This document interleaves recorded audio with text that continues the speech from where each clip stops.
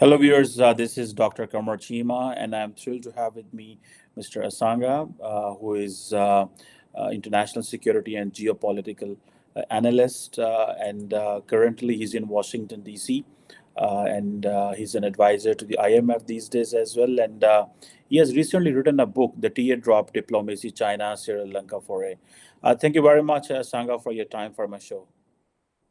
Thank you, Dr. Kima, for having me. Thank you so Thank you much. very much. So, just help us and run through your book. What motivated you to write the book? We have seen much of its talks in Singapore, in Paris, in Washington, and obviously because the way China is being seen in West, particularly in the United States, it's important to understand China, and particularly we have seen that how Sri Lanka had to go through this economic turmoil very recently. What have you written in your book, and what motivated you to write the book, Asanga? Um, Basically, the book is about captures the period from 2019 to 2022, the time period of Gotabaya Rajapaksa's regime, the political economic crisis in Sri Lanka, and the external issues that the regime had to face, the foreign policy issues, and also the national security concerns. It also discussed about the region, how the region, Sri Lanka looks at the region, and how Sri Lanka reads India's foreign policy, and also the larger geostrategic Indo-Pacific as well as the BRI, strategies that's in place right now, and how a small nation like Sri Lanka, island nation in the Indian Ocean, face all these, big power rivalry, the challenges. So it's the I think when I started my work here in Washington D.C. back in 2021, the need of analysis on how Sri Lanka sees all these power trajectories as well as how the internal dynamics of the country to understand was something that the Washington community wanted to hear, as well as the also the Sri Lankan readers. So I've got some really good reviews from Sri Lanka, and also from rest of the other parts like Australia and various other places. So I think it's a book it's a case study that many countries can learn how Sri Lanka got involved in the BRI, how much investments the lavish investments and how it sort of failed, how the processes failed, the environmental impact assessments processes, the transparency in borrowing large amounts of loans, and then not having the financial muscle to pay back. So right now we are in a situation of debt restructuring, asking for assistance from China, but how much can China help in this process? So it's a kind of a learning journey for both nations, I would say Sri Lanka as well as China. Now 2 weeks ago I was in China attending the World Economic Forum, where I discussed about the shared future concept of President Xi. It's a valuable sort of a philosophical thought of creating a shared future for the entire world, as well as he it goes into three areas basically, on development, security, as well as cultural. But India also has a sort of a similar narration, the Vasudevan Kutumbakam, which is the world is a family. So I think the global leaders do speak about it, but then when it comes to this geopolitical tension and how countries get absorbed into this crisis, and how we face the crisis is very important, I think. So, Asanga, you have mentioned that how the fragile political and economic situation just in 3 years brought Sri Lanka to this situation. So, what actually the political and economic disaster have you written in this book? Well, the political crisis has to be clearly understood to understand the economic crisis. So here, a lot of economists try to understand the economic issues on large borrowings and then not having adequate for the insolvency issue as well as the liquidity issue of the country. That has been widely discussed, but not the political issue. The political issue has been sort of captured during my field studies back in 2019. So I was a senior researcher working for USAID at that time. So I captured many first-hand data during my study there. And so what I understood was a sort of a crisis that was emerging in the society, in the bureaucratic level, in the NGO space, as well as many academics. So they saw the trend of political dysfunctionality from the beginning.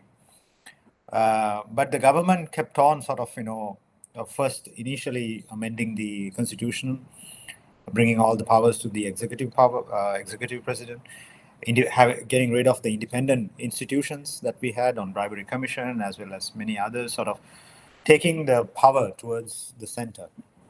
Then this is the first time that Sri Lanka had a sibling regime, the two brothers ruling the country, and several other brothers in the main ministries like the finance ministry and many other ministries. So you see a family regime sort of extending their power as well as capturing the state power and centralizing the power. And Gotabaya Rajapaksa, the difference between Gotabaya and Mahinda Rajapaksa, who ruled the country earlier, back in 2005 and 15, is that Gotabaya appoints 28 military people to the government sector. A kind of a heavy militarization was seen in the Sri Lankan case. So there I did some of the writings back then, analyzing it as well as predicting the crisis.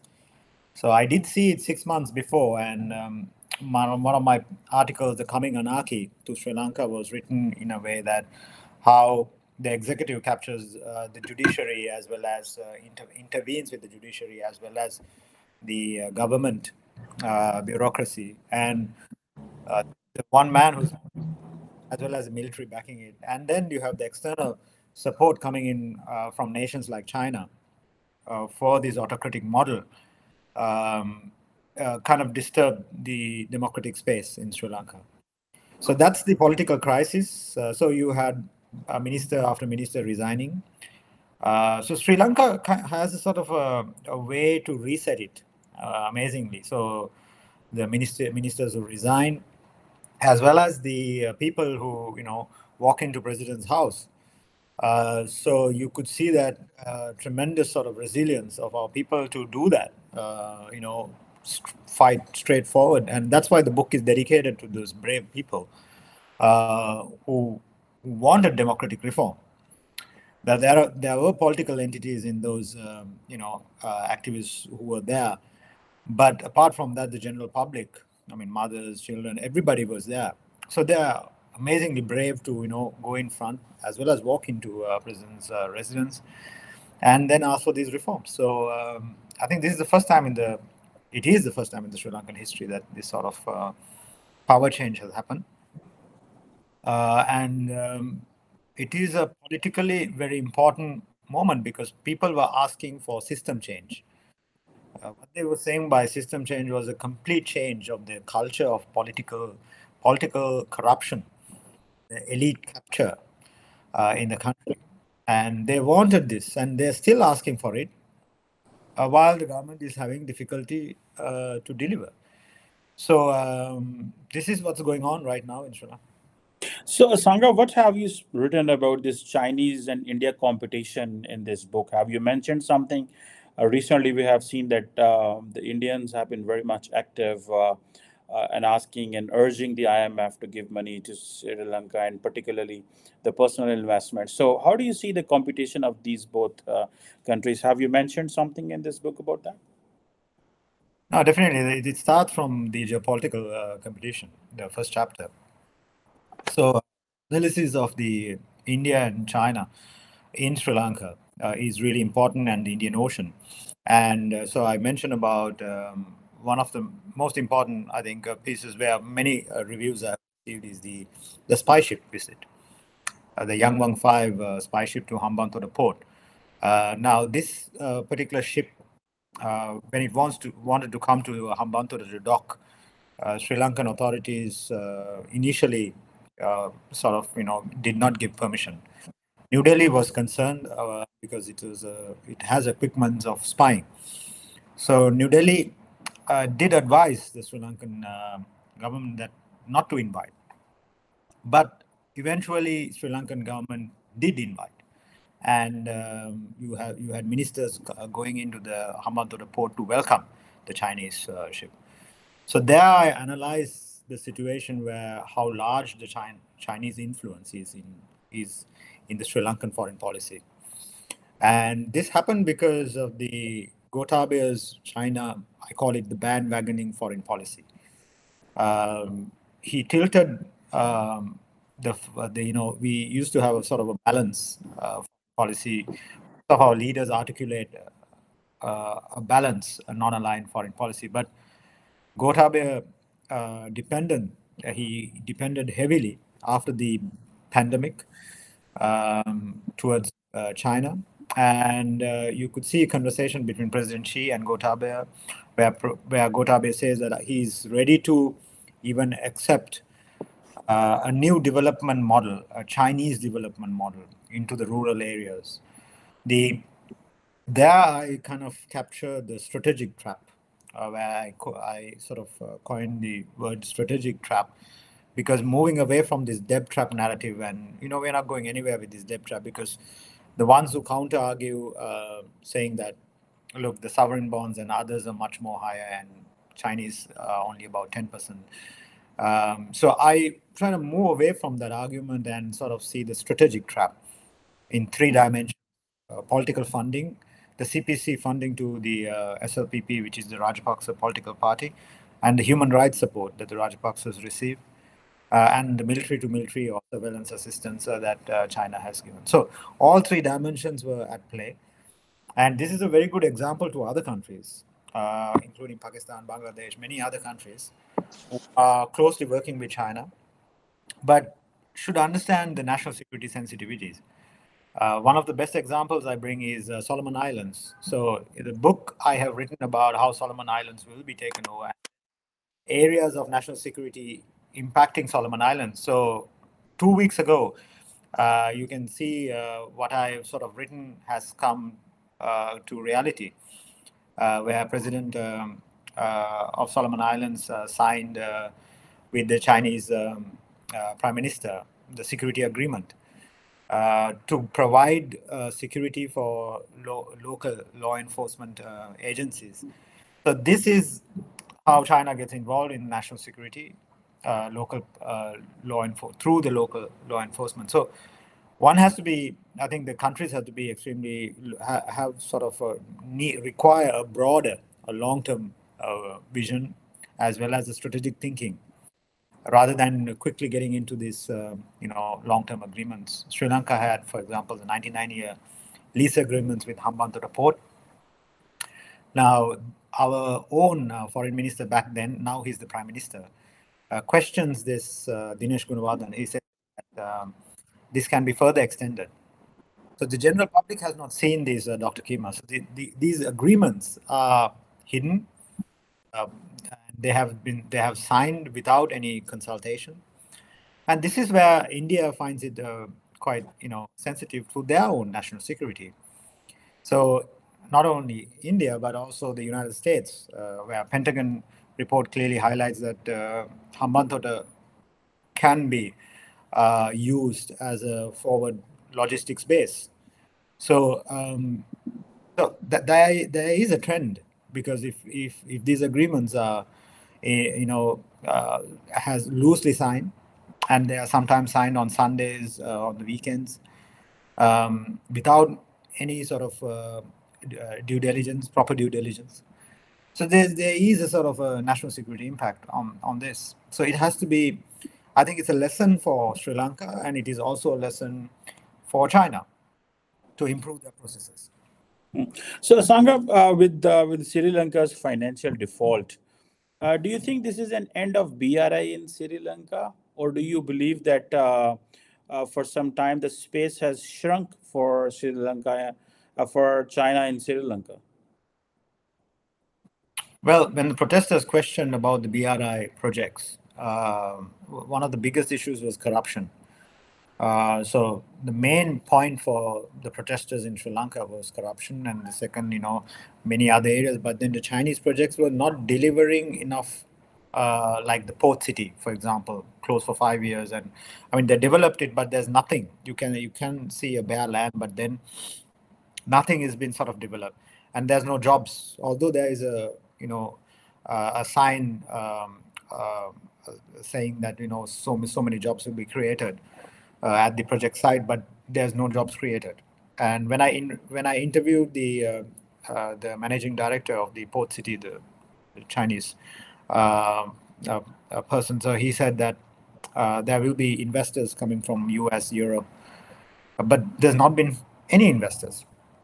So this is it's a legitimate question from the general public as well as the protesters. So where are the investments coming in? So with the crisis, there was a space created, I think, for India to come in and play a bigger role. And India did come in as the first country to assist with 4 billion loan. And you can see that the BRI, I wouldn't say that the BRI, the strategy of China or the BRI in Sri Lanka would reduce. Because for the last 4 months, you can see many Chinese who visited Sri Lanka, as well as the officials. So, and then more loans coming in. So rather than talking about restructuring the loans, China is ready to give more loans. So here is the situation that that Sri Lankan officials also has to be really careful, because we have borrowed for projects that has not generated any revenue. I think the trend would continue. I don't think China would slow down. It would. I mean, what I saw 2 weeks ago in China was that they had this even a huge screen depicting the engineering marvel of the Lotus Tower to all the the participants who were there. So they were showing that how China is involved in BRI. I think it's about improvement of processes. You cannot shut down these projects. You can't investigate these projects for corruption. You can't do any of that. Sri Lankan regimes will not have any muscle to do any of this because of their foreign policy position. So therefore, I think what you can do is improve the processes and improve it with basically how best we could bring in the investment. For example, Matala, there's a closed down airport in Sri Lanka. So now what are you going to do with the airport? So what you can do is actually look for investors and help. And then China also needs to be open, transparent in their processes and work with many other countries. So I sort of bring in like, how to improve the supply chains and, various other sort of geopolitical, like for example, in the Indo-Pacific document, basically it highlights how best you can bring in open as well as transparent policies into countries. So it's kind of working together and improving the processes. So to answer your question, no, I don't think China would slow down. So one last quick question from you. What message Sri Lankans or Sri Lanka or you as an author have for Pakistan, looking at how Chinese investment turned out to be for Sri Lanka? Well, Pakistan was sort of, I think, follows the same trend like Sri Lanka. When the crisis happened in Sri Lanka, one of the questions posed, to our think tank from the policy circles was like in Washington was that what is the next country in South Asia which will be going through sort of a similar trend? So we did see Pakistan's large borrowings as well as the foreign reserves going down month by month, and you can see what happened last 2 months. So the reserves have dropped, and then we have gone for IMF again for 3.3 billion.